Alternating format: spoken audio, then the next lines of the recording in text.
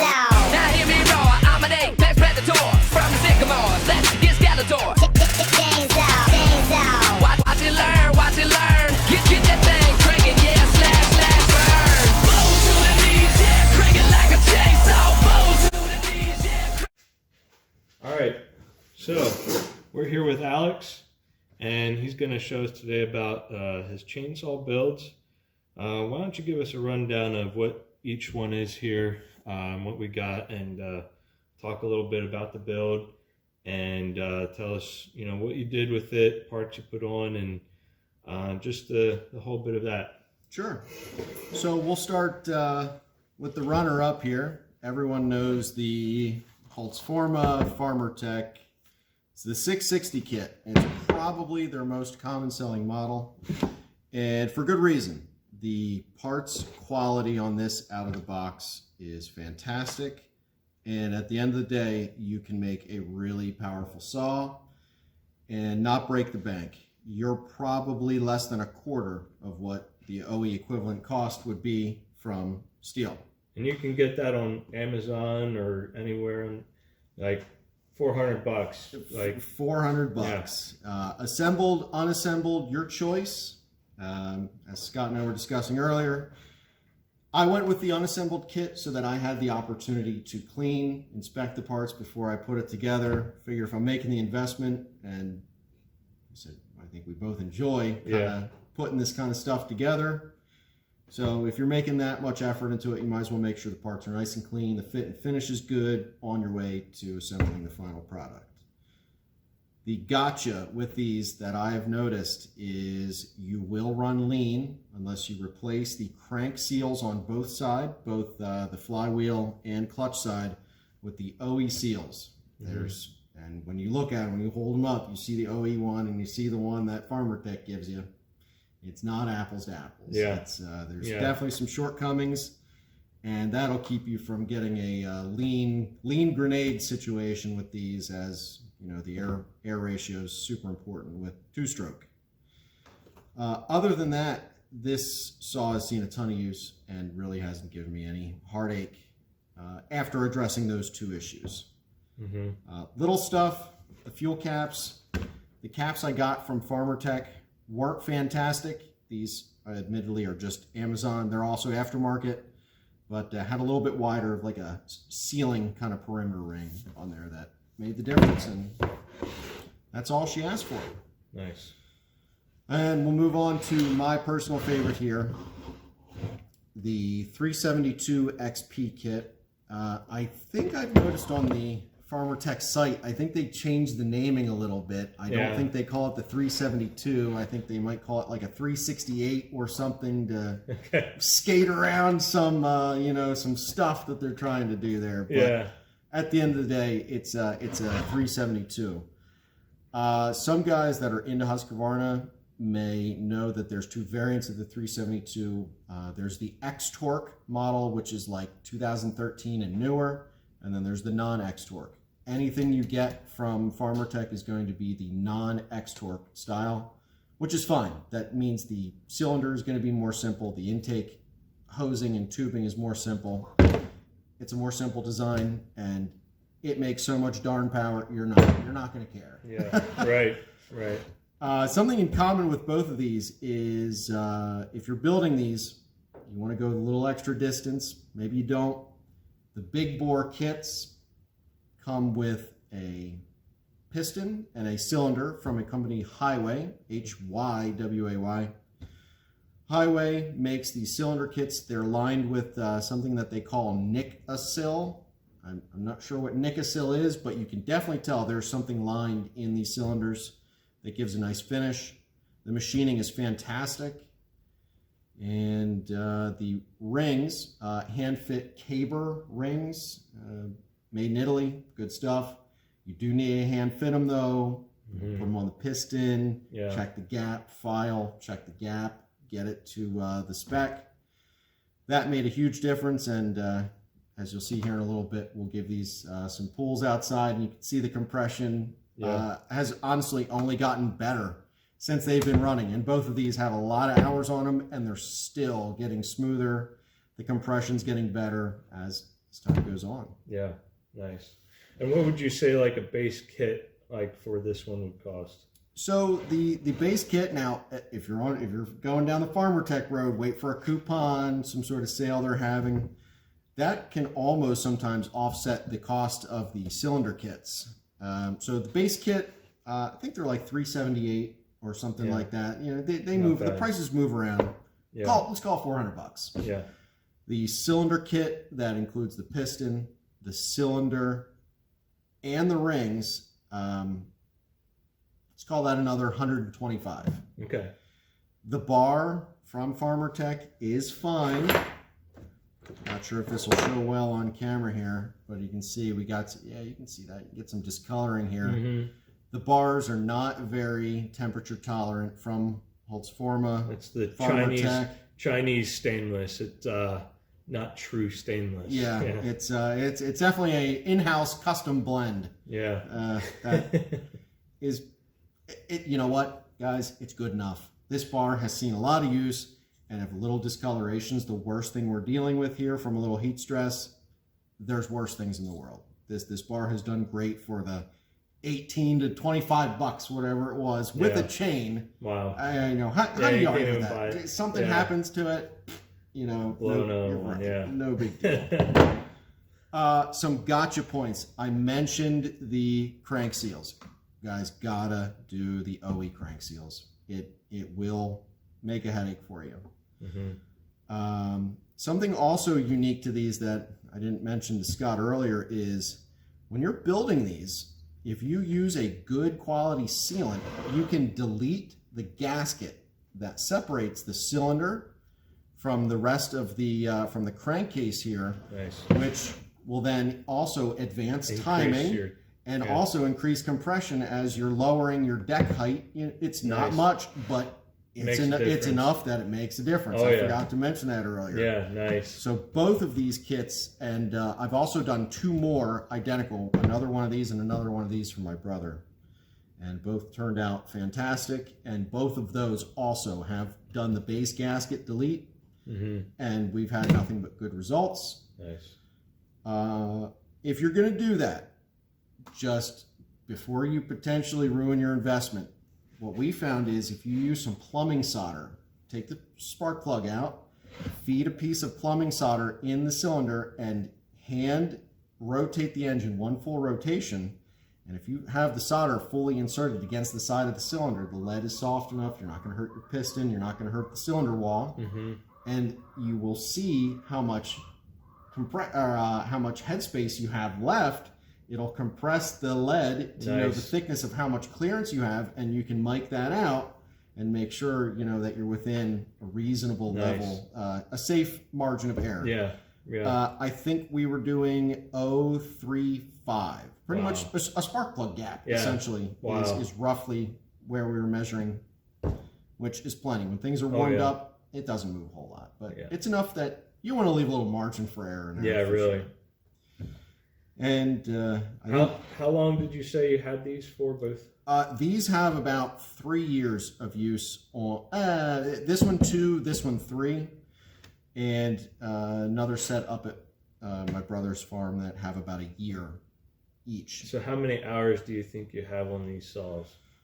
On this one, well over 100. This one probably half that. You know, not a whole lot of applicate, guys. I know it sounds fun to build 100cc 660. Yeah, that's what do you say, 92cc right there? All said and done with the bore kit and everything, And this one's about 85 or so with the bore kit. Yeah. The application of this is 10 times the reasonable application of this. Oh yeah. You know. Will this do everything this will? Absolutely. But your shoulders and back and your neck are going to be... For around timbering around Lancaster County for firewood, it's going to be more than abundance, Yeah. If you're going to go out and try and make a job out of it, probably not going to be as good as the OE. Yeah. It's just... Nice. One thing to note, this is a very low RPM engine. the bearings that come with here, I know there's a lot of people that are kind of on the fence about the rotating assemblies in these. Both of these are the stock crank and connecting rod assemblies. Absolutely zero issues. They are both as within tolerance as when they were installed. No knocking, no vibration. The bearings in the, if you do a 372 kit, this does make a fair bit of RPM. Two suggestions. One, ceramic or at least high carbon steel bearings from a company that makes high RPM bearings. I chose Dominant. Not sure if that'll show on camera, but Dominant saw bearings, good stuff. And the coil, this is not the Farmertech coil. This is an OE Husqvarna coil that's governed to 13,500 RPM as kind of a safety check, just because I have a lot invested in this saw and I want this to go the distance. The OE, the ones from Farmertech are not governed at all. They will let you spin that as fast as you possibly can. So this is kind of just a last ditch safety mechanism to keep her from overspinning. Nice. And then also, since they did higher compression, you upgraded the ropes and all that, because they really pull. You can see that's quite a beefy rope for a chainsaw, and likewise on here, as you can see, Stens, if you've seen their outdoor equipment products, Stens makes absolutely awesome starter rope for these. Yeah, nice. That's awesome. Yeah, we'll go and see how they run, and we'll line it up with my, let's see if I can break it out over here.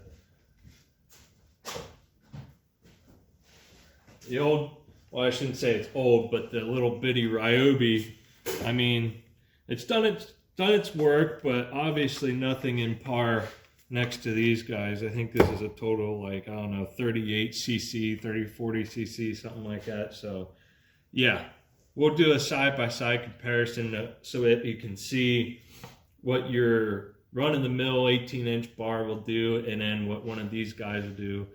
Obviously, you can already imagine these guys are going to way outperform, but just to give you an example of these kits are good for your do-it-yourselfer, backyard, firewood cutting, whatever. Even if you got some trees you want to take down, be worth your investment if you have a big base tree that you need split up. If you don't want to spend, over $1,000 for something name brand, or even trying to find a used deal one, even those still go for a couple $100. This would definitely be a different route if you're interested into like modifying stuff for yourself and spending a little bit of time. If you're willing to invest a little bit of time into something, you can save your money. It's like not too bad. So what's this other one before we move on? You have an old school goodie here. We brought an outlier with us here. This is Partner, also a Swedish, made in Sweden. This was a mud sail auction pickup, 56 cc's, and it is one of the smoothest chainsaws I've ever used, and it's just kind of always come along with me as a backup. Runs good, easy to operate. You'll notice a lack of something here due to its age, and there is no chain brake on this. I see that. This was made before. That's wild. Yeah, there's nothing there. If you have any problems, you're relying on good old strength and wisdom to get you through. And there's no compared to the other ones here, you don't have any grippers. Or what do you call that on the front there? The bucking dogs there. You just have like a little single tooth on the bottom there. And yeah. Hey, that's how they did it back in the day. You had to be real men to work. Yeah. Yeah. So, all right. Hey, we'll get a video going here of some demonstration and see what we can make happen.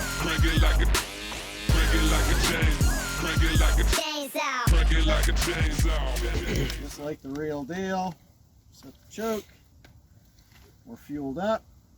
All right, here we go. And you can hear it. She's got some compression. Oh yeah.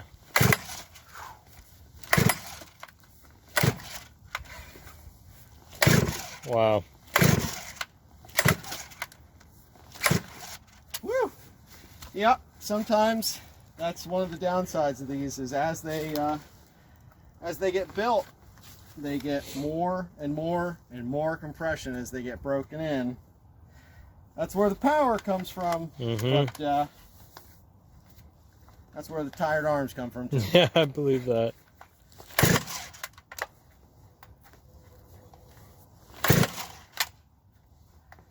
And due to the temperature, she may want a whisper of some starter fluid here. We'll see. Oh. There it went. There we go. Yeah, that thing's got some spark.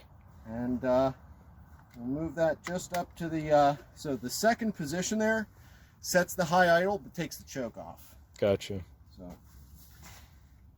all right.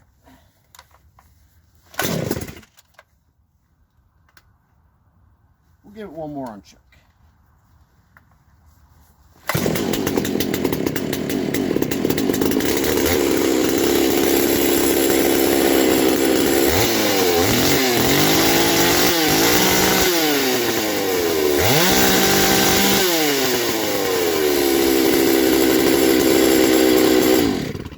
It's tough to tell over the microphone on a camera, but there's a very distinct purr that Oh has. yeah.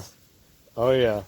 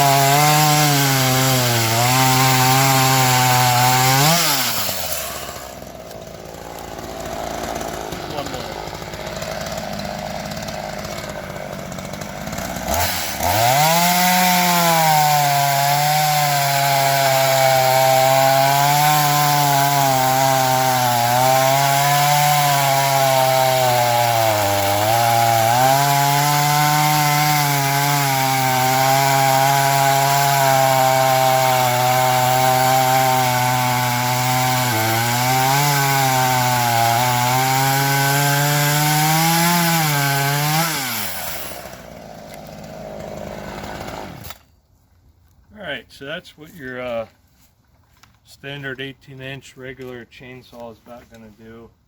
I had a fresh chain on there, so it had plenty of bite.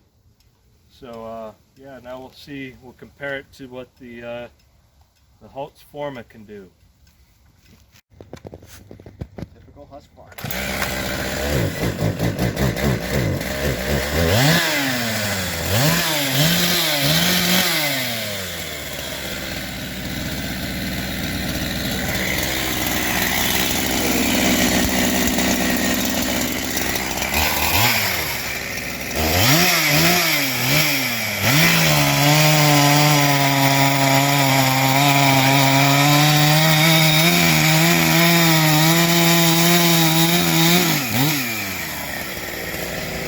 Oh yeah.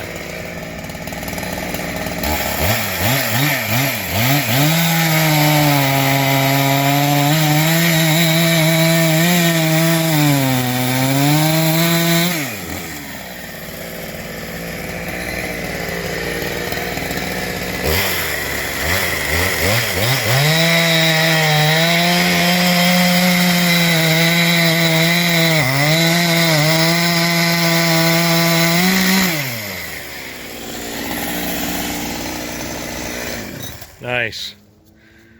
I'd say about half the time as the 18-inch. Tuning's probably on a little bit of the dry side.